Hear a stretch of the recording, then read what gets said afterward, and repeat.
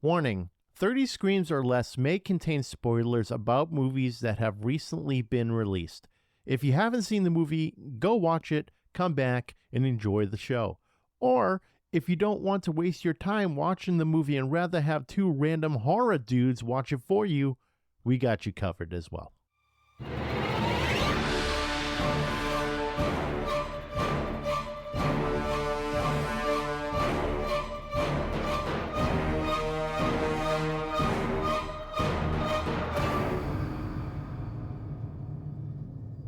Welcome everyone to 30 Screams or Less, a horror movie podcast where we review horror movies in 30 minutes or less. Today's movie we're going to be reviewing is called Kill List. It's directed by Ben Wheatley, written by Ben Wheatley and Amy Jump, starring Neil Maskell as Jay, MyAnna Burring as Shel, Michael Smiley as Gal, and Emma Fryer as Fiona. The plot of this movie is nearly a year after a botched job, a hitman takes a new assignment with the promise of a big payoff for these 3 killings. What starts off as an easy task soon unravels, sending the killer into the heart of darkness. Yeah. But before we get into it, Corey, last night I was looking in the mirror and you know what? My beard was looking gnarly. And I said to myself, I can't look like this. I got to do something. So I decided to break out Beard Octane's beard wash and conditioner along with their beard oil. And dude, my beard looked amazing. I'm glad you turned me on to Beard Octane. Yeah, of course. Like I said, I've been using their products for years and I can vouch for them. And whether you're pounding IPAs or chopping wood, you got to look your best. Visit beardoctane.com and use the code 30screams10 at checkout for a 10% discount. It helps us. And like I said, the products are absolutely incredible. They're local too. They're based out of Connecticut. So help them out and support small businesses. We're not just slinging beard grooming supplies. We've been using them for a while. Yeah, we have. With that said, 30 Screams or Less starts now. Corey, what did you think of Kill List? So when I was trying to come up with something for us to watch this week, I go on Reddit a lot and I browse the horror subreddit and I saw a thread that said, name your movie that has the most unsettling scene in it. And I saw this at the top. So I was like, cool, Steve, here's the trailer. And we both agreed that we were going to watch it. Yeah. So as I'm watching this movie, it's very non-horror, I guess you could say, and I'm like, what the fuck, what are people talking about? Like, this doesn't fit what we do. But something happens in the middle of this movie where it completely changes course, and it reminded me a lot of what Barbarian did. It got absolutely fucked up, and then we'll get there, but the last 5 or so minutes of this movie just depressed me. Dude, this movie was nuts. Like you said, it starts off almost like a completely different movie, just like Barbarian. Because Barbarian, it starts off with look at, we both booked the same house by accident, hee type deal. Okay, not rom-com style, but, they booked the same house. Could have been something maybe sinister. It's like, oh, I booked it. I'm supposed to be here, and she's dead. But instead, it turned into what we know as the, inbreeding house, I guess. I don't know. Whatever. So this movie had kind of a similar approach where, Corey, like you said, I would say almost 70% of this movie was like, this is not really in our wheelhouse for movies we should be reviewing, because it does start off pretty slow and it just continues to be a little slow until the killings actually start happening, which are entertaining as fuck, dude. Yeah, and that's just it. Watching this movie, I was like, this is a good movie. I'm loving what I'm watching, but I don't know if it's a 30 Screams or Less movie. You know what I mean? Yeah, exactly. I was asking the same thing. And this movie, it did take a while to get into. I remember pausing a few times and seeing the time count on it and being like, really? We're just here right now where it's like half hour in and I'm feeling like I'm watching this movie for an hour. So it just dragged on a bit, right? But I'm glad you picked a movie for once that I didn't have to use subtitles. You know, it's funny because I actually put subtitles on for this because I couldn't understand the accents. They got these deep British accents and sometimes I was having difficulty understanding them. Yeah, I can see that. So I did throw on the subtitles. I specifically threw them on in the beginning when what's-her-face started talking in Swedish, I later found out. Shel, but fucking subtitles didn't work anyway, so I have no idea what she said. Yeah, you know what? I did throw subtitles on too because now I'm at that point where I'm used to it. So I had them on for so long that I'm just accustomed to it now. But these subtitles are different because I can understand what they're saying, but the subtitles help just clarify things because of their thick accents. Whereas what we watched last week, which is straight up Spanish. And, we got to understand the movie by the subtitles. Yeah. This is at least English. It's in English, but it starts kind of unsettling. I mean, a little domestic violence situation as soon as it starts. But dude, look at my second note. Do you agree with that? At that point, did you get a feeling? Baghdadistan? No. I said, I have a feeling we're going to get a dead kid at some point in this movie. Oh my God, what a foreshadowing. And again, I knew nothing about this movie. All I had seen was the trailer, and they kind of put a lot of focus on their child. They did. So that's funny that you foreshadowed that, because I could see that. So I didn't think that at first. I honestly thought we were just going to get some weird shit like the killers were getting haunted or experiencing some sort of religious shit or whatever. I don't know. I really didn't know what I was getting into, because watching the trailer was just a hodgepodge of weird shit they were showing and violence and all sorts of stuff. So I was like, all right, I'll check it out. So the beginning of this movie, it's very unsettling because that relationship is clearly not healthy at all. They've got some shit they need to work on. It's constant back and forth. They're just looking at each other like they're just pissed off at each other constantly. And I'm just thinking to myself, if I'm ever in a relationship like that, man, shoot me. Because holy shit, that was just toxic looking. But then after a certain point, they started being okay, I guess, with each other. It was like the flip of a switch. They'd have this minor disagreement and someone would just start screaming at the other one. It was mostly, what is her name, Shel? Mm-hmm. It was mostly her that would just start lighting Jay up. Yeah, she gaslit him. Yep. So Jay, he would freak out in a second. It was very easy for him to go off the hinge, which makes sense because he's a contract killer. I would think you would flip out like it's nothing and you have zero disregard for people's feelings because he's so used to killing people, right? So, and not to mention him being a war veteran. Baghdadistan. Yeah. Yep. Not to mention him being a veteran, obviously go through some serious psychological shit while they're at war. So all of that's built up in him too. So the dinner scene, man, this thing was awkward as fuck. It did. And one thing that was kind of hilarious to me. I know what you're going to say. No, the fuck up. The fuck up? So I don't know why I noticed this, but they were drinking red wine, right? Mm-hmm. But at one point they sort of zoom in on the bottle of wine on the table and it says Pinot Grigio. Pinot Grigio is not a red wine. It's not? No. What are you talking? What? It's a white wine. Pinot. Oh, that's right. Pinot Grigio is a white wine. Pinot Noir is a red wine. Yep. Oh, dude, what a good eye. I don't know why I noticed that, but yeah, I saw that and I was like, well, someone fucked up. Yeah, good thinking, man. Oh my God, I wouldn't have guessed that. Wait, also, why the hell would they have a Pinot Grigio bottle with red wine in it? What are they, merging bottles or something? I think just something happened on set and no one noticed or didn't bother to edit it out. I don't know. But I love this scene too because Sam asked Jan for a drink and Jan goes, "Don't you know the government puts stuff in it that shrinks your balls?" I was like, holy shit. Damn. Yep.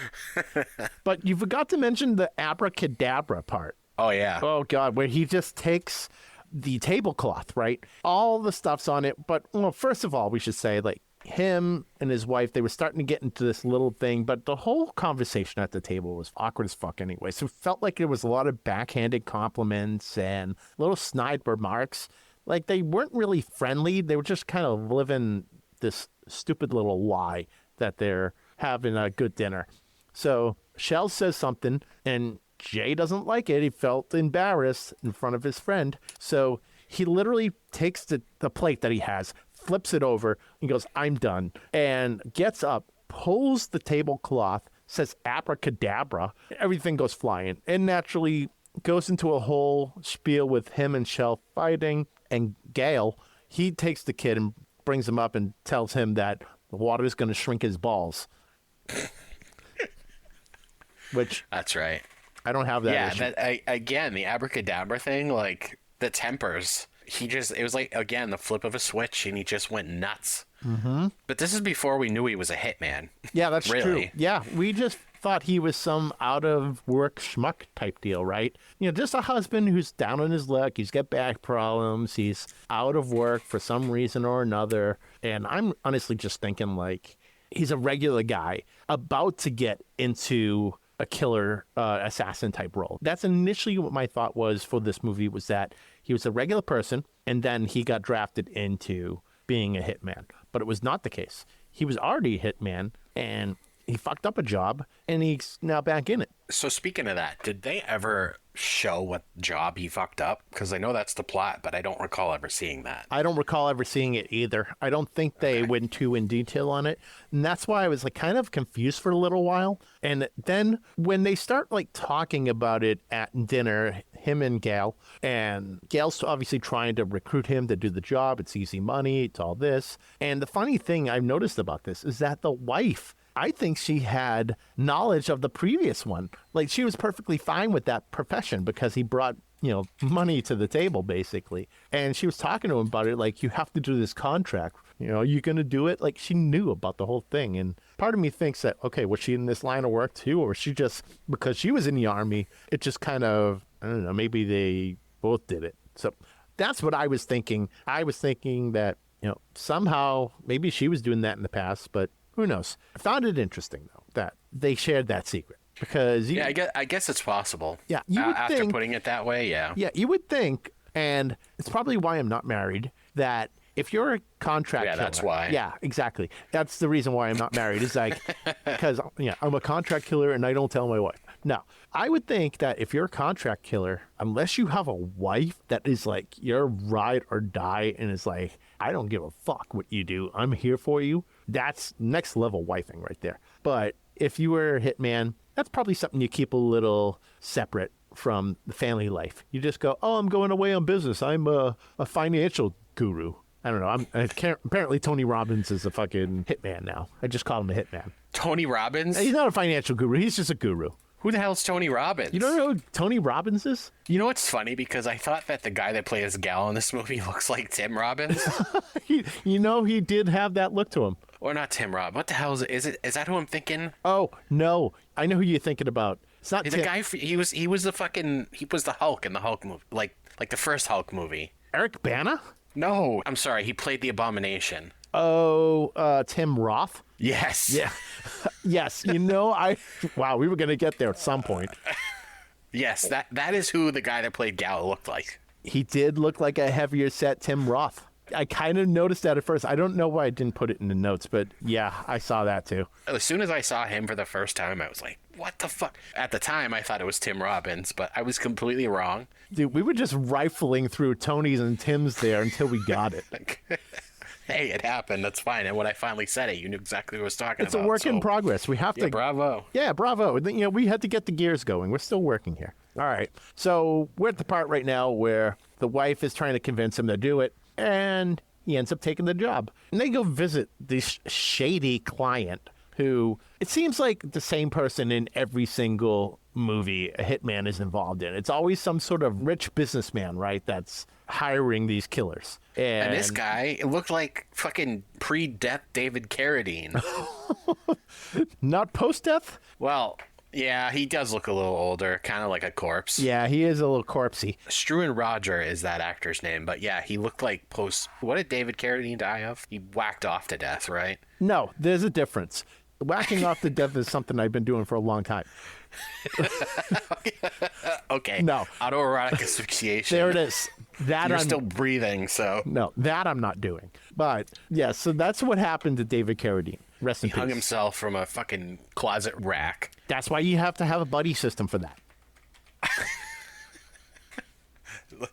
Get me off the closet rack if I start turning blue. Yeah, and you go, oh shit, okay, my friend here is not doing too well. Yeah, I don't know. I don't think I can have that relationship with my friends. Yeah, no, I'd let you go if that happened. You'd be too embarrassed to like admit that. Oh, Steve? Why are you in the hospital? I don't know. I tripped and fell on my neck. He was doing his best David Carradine impression. Yep, didn't go over well. Nope, not at all. So they're meeting with this rich businessman, and he does this weird fucking thing where he cuts Jay's hand. And I don't know if he was doing it just for like to seal the deal of the contract, like blood brothers, that type thing. I think that's sort of what it was, because they both cut their hands and they put their like stamp of their blood over the like a piece of paper or whatever. Yeah, now they're binded by blood type deal.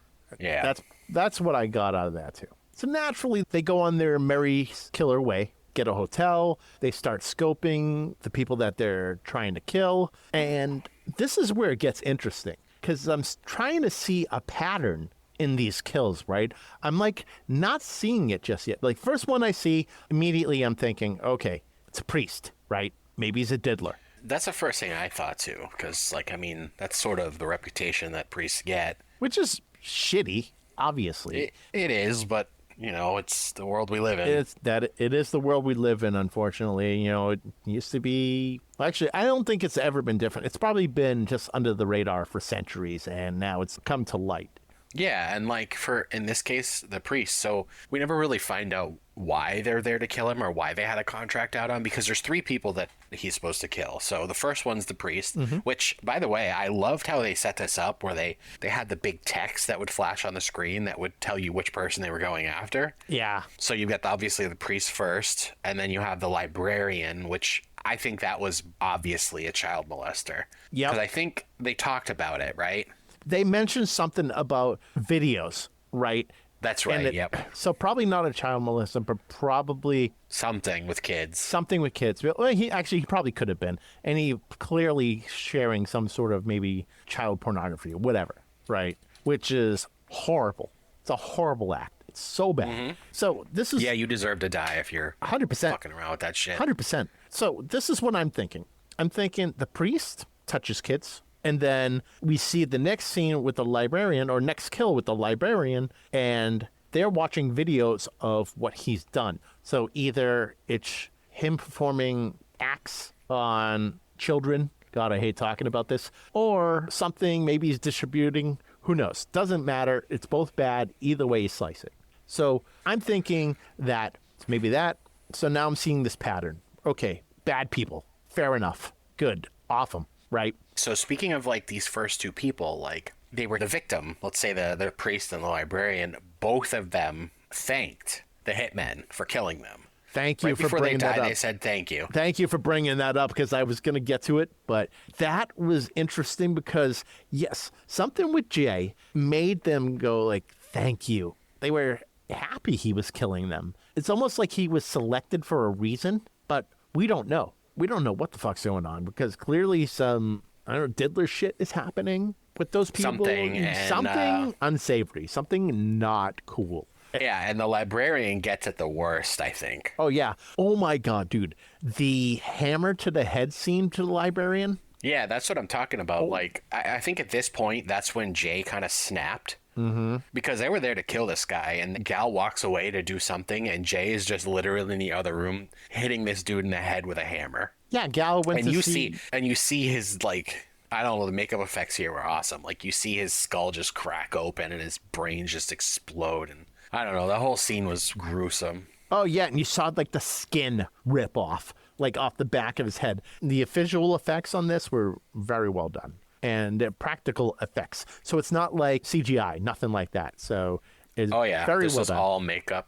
And, there was one thing I thought was really cool, too. I'm going back to now when the client cut Jay's hand, right? Jay is washing his hand, and you see it just, open.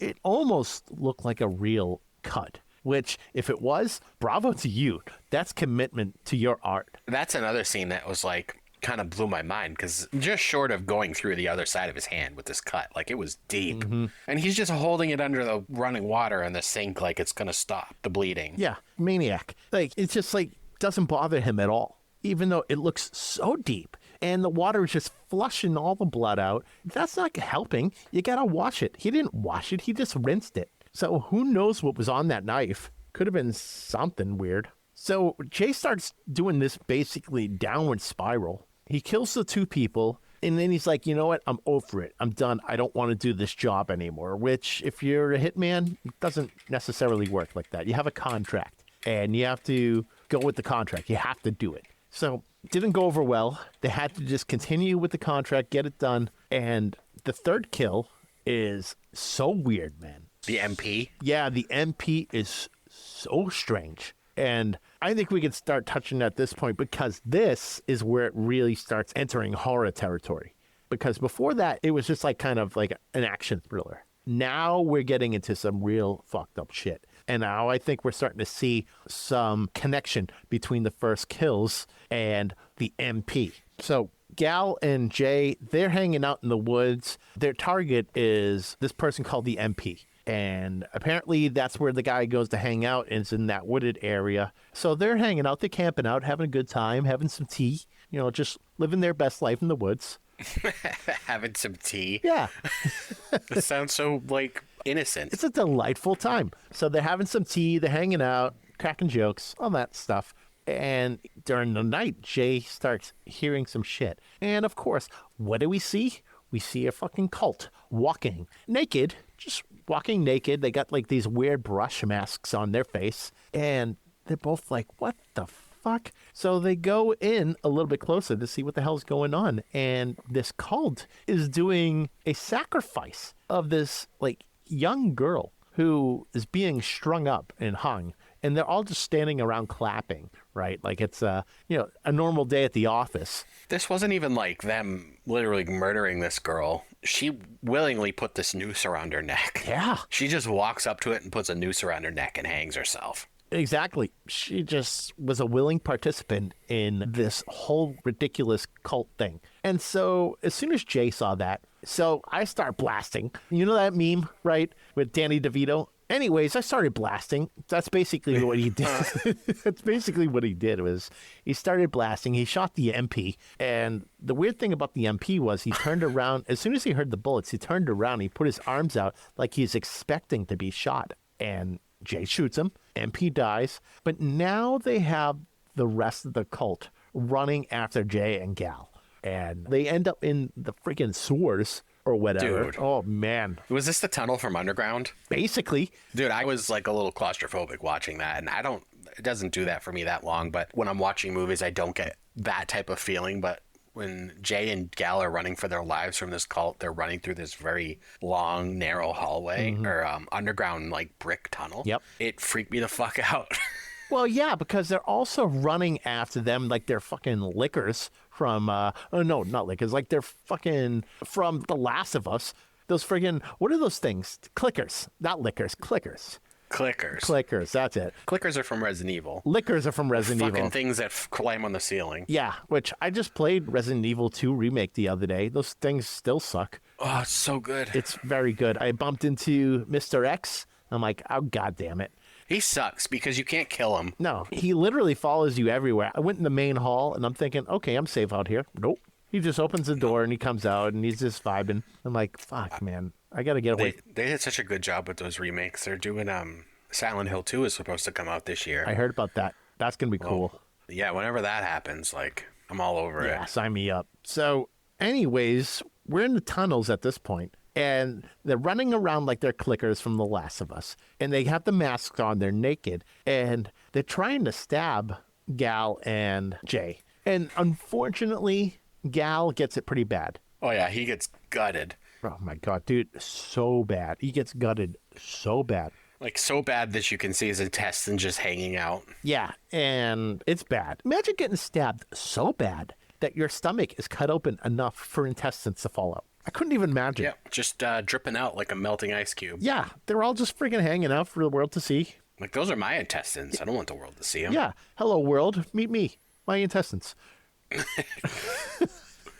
Hello, me. It's me again. Hello, me. Meet the real me.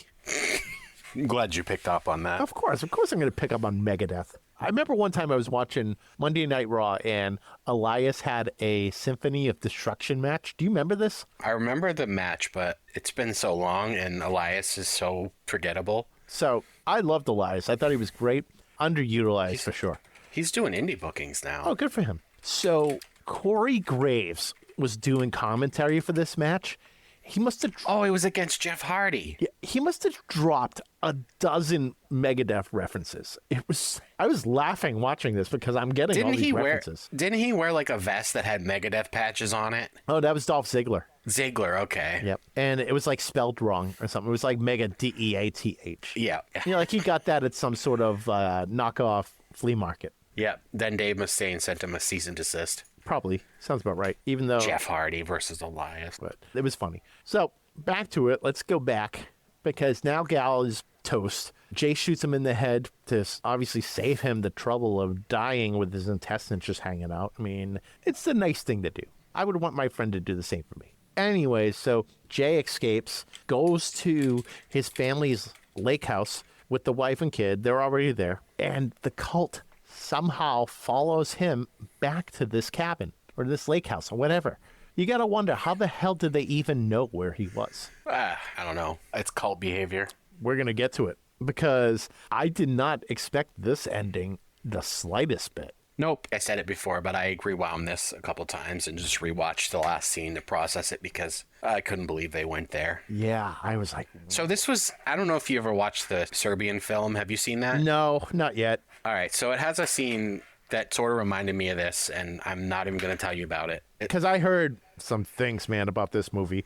Everyone on TikTok's like, it's the most fucked up movie you're going to ever see. That Serbian film? Serbian film, yeah. I'm pretty sure it's banned in the U.S. Really? Mm-hmm. All right, well, then maybe it is fucked up. So the film has been banned in 7 countries. Okay, then. 1 minute had to be cut for an NC-17 rating in the U.S. Wow. The film was banned in Norway for sexual representation of children and extreme violence in fictional medium. Oh, yeah, that's Yeah. Yeah. Yeah, it's. Anyways, this scene, what happens here kind of reminds me of something that happened in that movie. Okay. I'll tell you when we're not recording anymore. All right, yeah. So what we're seeing here is Jay gets knocked out by these cult members, and now the wife is in the house, and she's trying to protect herself. She has a gun. People are coming in. She shoots them. I don't know where the kid is at this point. I think the kid was just like put upstairs, and the mother and father are downstairs trying to protect them. Next thing. So wait. You forgot to mention that when we were talking before about the white text that pops up on the screen that tells us who Jay and Gal are supposed to kill. We get more white text on the screen, and all it says is Hunchback. We don't know why it says Hunchback yet. No, we don't. Steve's going to explain right now. Yeah, we're going to explain it. You know who we didn't talk about this whole time, too? What? Fiona. Oh, yeah. Yeah. She's in the movie the whole time. She's like someone's girlfriend or wife or whatever. She's Gal's girlfriend. But there's these subtle hints dropped throughout the film there that, I thought from the beginning that she might be involved in this because she was kind of just weird. Yeah. Going back to that dinner party in the beginning of the movie, when she went and grabbed that knife, dude, she grabbed the knife by the blade. Maniac. And she carved this symbol in the back of a mirror or a picture frame or something. Mm-hmm. So anyways, after that, I thought she was involved somehow, and sure enough, we find out she was. Sure enough. So the name that pops up as like the final kill in the kill list, Hunchback. I'm like, what the hell are we getting ourselves into now? Because like I said, the first 70% of this movie was like thriller, assassin type stuff. Now we're in straight lunacy, like craziness, right? This whole part is nuts. So yeah, it got fucked. It got really fucked up really fast. And now Jay, they took his shirt off. They put one of those straw masks over his head, and they give him a knife. And then you see the Hunchback coming in. The Hunchback is just this being wearing the same kind of mask and hunched over, got a friggin' sword, basically. So Jay has to fight the Hunchback and kill the Hunchback. And Corey, I think you need to explain this part because you were probably as shocked as I was to see this scene. Oh, yeah. Because my hands were over my mouth when I saw the unveiling. It's so bad. So basically, Jay is having this sword fight with this masked cult member. Eventually, Jay gets the better of the cult member, if they're slashing and stabbing a bunch of times. And the cult member falls on the ground, and Jay walks over and takes the mask off and sees that it's his wife, covered in blood. And his wife is just laughing hysterically. And then the camera kind of pans a little bit more, and then you see that he stabbed his son to death. His son was on his mother's back. He was the hunch. He was the hunch on this woman's back, and he is now finding out that he just murdered his own kid, and his wife is laughing about it. Yep. So the whole time, his wife was in on this, Fiona was in on this, but also one of the members of that cult was the client. So everyone apparently is involved in this whole thing, and Gal and Jay, they're just pawns in it. Now, my question is, how long was the wife part of this cult? Because this is the long play if that's the case. And what is the motive to just go after the kid? Sacrifice, maybe? Like you have to kill some sort of, I would assume, innocent version, which I mean, I'm pretty sure his kid is. It's almost like a given. So maybe that's the case. But all this happens, and it kind of reminded me a little of Hereditary at the end. Do you remember the scene where the son is in the treehouse, the mother and the grandmother, they got their heads cut off and they're bowed down to him? It has that kind of feel to it. I don't know, man. I think this is worse. Well, this was gnarly because a kid was dead. Yeah. And the mother to be laughing about it, and apparently the cult having that much control over her that it's okay for her child to just die by the hands of her husband. Wild. Now, did she die too? I don't remember if she took any of the stabs. No, he went for the hump the whole time, or hunch. Yeah. Yeah. Yeah, just got behind her and stabbed her. Yeah. Or the child. Yeah, exactly. Awful. Rough. And again, like I said, I saw that because this is how the movie ends. We see the kid's face and then the screen goes black. Yep, just like that. And I was like, what the fuck? And I rewound it and I saw it again and I was like, okay, that's the scene they were talking about in that thread I was reading when we decided to watch this. Yeah, that was one of those absolutely hopeless scenes. You know, you're surrounded by cult members and they give you the option to fight this freaking thing. So to me, that feels hopeless. That's what I would think, right? Oh, yeah. Because the husband couldn't do anything about it. He didn't know that this was his own kid when he was fighting the masked creature. No clue. Or the masked figure. Yep. He didn't know until he took the hood off. Yeah, rough ending. Oh, my God. Corey, with that said, what do you give Kill List? I'm going to give this a 5 out of 5 dead kids. Maybe 6. Pour one out for Sam. This movie was an absolute trip. Again, reminded me of Barbarian because it was basically 2 movies in one. It was so visceral, and I wasn't expecting any of the twists. Again, I rewound the beginning because I wasn't sure what the fuck I just saw. And I will say my biggest gripe with this movie, too many dead animals. No. I'm so sick of it. I know. I'm sick of dead animals. Freddie must have been dying seeing his He friend. was so sick. Aw. So sick. I hate it. Just sitting we saw a dog, or maybe 2 dogs, or a dog and a cat. I mean, the dog got killed, and then we saw a cat get hung. Yeah, the cat got it bad because it was like in a trash bag, too. It was like hung in a trash bag. It was messed up. That's some culty shit right there. Yeah, Awful. And now we know it was a cult doing this shit. Yep, it all makes sense now. Yeah, we left that out before for a reason. Yeah, we didn't really want to talk about it. We're already talking about some of that, like, diddler shit because those people are clearly, they're into something bad. Now we're talking dead animals. There's a lot going on in this movie. Yep. There's a lot going on. So I'm going to give this movie as a whole 5 out of 5, but the ending a 6 out of 5. Oh, God. There's my, Here we go. Yep. Because that ending, I did not see that coming. And I like to think I'm really good when it comes to reading the endings of movies. I'm like, oh, it's this person. Oh, it's that. It's this. I didn't expect to be thrown into a cult situation in this movie and for the wife to be behind it the whole time and the client being one of the cult leaders and the son being it was like a whirlwind of shit happening. Mm-hmm. But yes, the movie at the beginning, I'd say about 45 minutes in, a little slow. But I think it was trying to misguide you for a reason. It was trying to be like, oh, okay, this is a hitman living his dual life of being a family man, but also being a hitman. And you've seen it plenty of times in movies. And then it slowly starts to just go into madness. So I think it was trying to like set that up, that and give that false sense of like, oh, okay, this is just a normal, okay movie. And then you get thrown into insanity. So 5 out of 5 as a whole, 6 out of 5 for the ending. That ending was fantastic. Yep. It came out of nowhere. Yeah. And I love that. I love big twist endings where there is no happy ending. We don't need a happy ending every time. No, in fact, I love movies that don't have them. I think we've addressed that before on this show. Yep. But I love movies that don't have happy endings. Yeah. You don't see it often.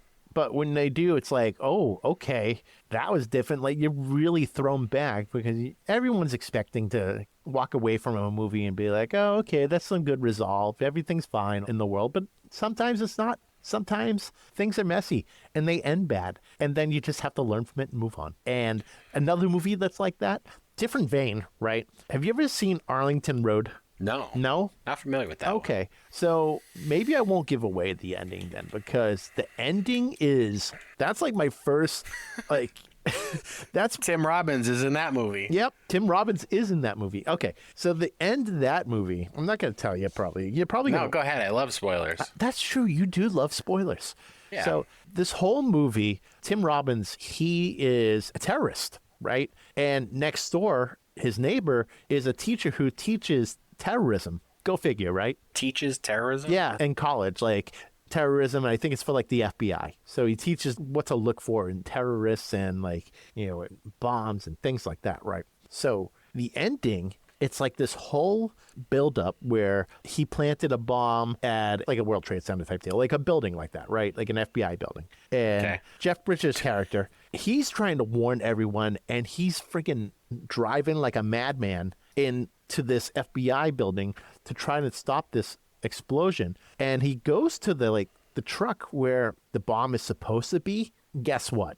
It's not there. It's in the trunk of his car. And you see from a distance, Tim Robbins' character, he just goes boom. And then the whole building explodes. And that was like the ultimate, like, oh God, the villain big time won in this. And now he's just going about his normal life as a civilian, but really he's just a ridiculous terrorist. Wasn't Die Hard with a Vengeance like that too? Wasn't there some misleading with the bombs in that one? Yeah, I think there was some misleading stuff with the bombs. It was really just like Jeremy Irons played in it. He was like Hans Gruber's brother, right? Right. Yeah. But naturally, that turned out way differently than what Arlington Road was. Corey, I recommend checking it out. It's fantastic. Nope. No? Why? I'm just kidding. I'll put it on the list. Put it on the list. It's not on our list to review, but it's definitely a damn good movie. Okay. Yeah. Good to know. So, all right, everyone, be sure to like, follow, and subscribe on Facebook, X, Instagram, TikTok, Threads, and YouTube. Leave us a 5-star review on all podcast platforms so we can get some more exposure. Of course, tell your friends. Both our intro and outro music are courtesy of Andrew Scott Bell. Be sure to check out Andrew on all major streaming platforms. And if you see Winnie the Pooh, Blood and Honey on vinyl in the wild, be sure to pick it up. Also, I want to say congratulations to Andrew, but he wasn't nominated for any Razzies. Probably because his score was a banger. He did win like best horror film, like independent horror film score though for this movie. That makes sense because he's awesome. We're also a part of the Shining Wizards Network. Be sure to visit shiningwizardsnetwork.com. They're an awesome podcast network ranging from wrestling to heavy metal and horror, so definitely check that out. Visit 30screamsorless.com for all previous episodes and transcripts to go with those episodes. And if there's anything you want us to review, send an email to 30screamsorless@gmail.com or hit us up on social media. Use hashtag 30screamsorless. We'll talk that way. Also, buy our merch. We've got some awesome stuff up there. We got hats, hoodies, t-shirts, coffee mugs, stickers. I didn't put up the chair yet, Corey. That's good. So now you don't have to eat your hat. Not yet, at least. Perfect. Good. You got some nice hats. I appreciate that. No problem. So don't have to worry there. And of course, be sure to visit beardoctane.com and use the code 30screams10 to get 10% off your order. It helps us out. Not only that, your beard's going to look amazing. Yes, indeed. With that said, I'm Steve. And I'm Corey. And thanks for listening to 30 Screams or Less. And don't forget to drink your beans.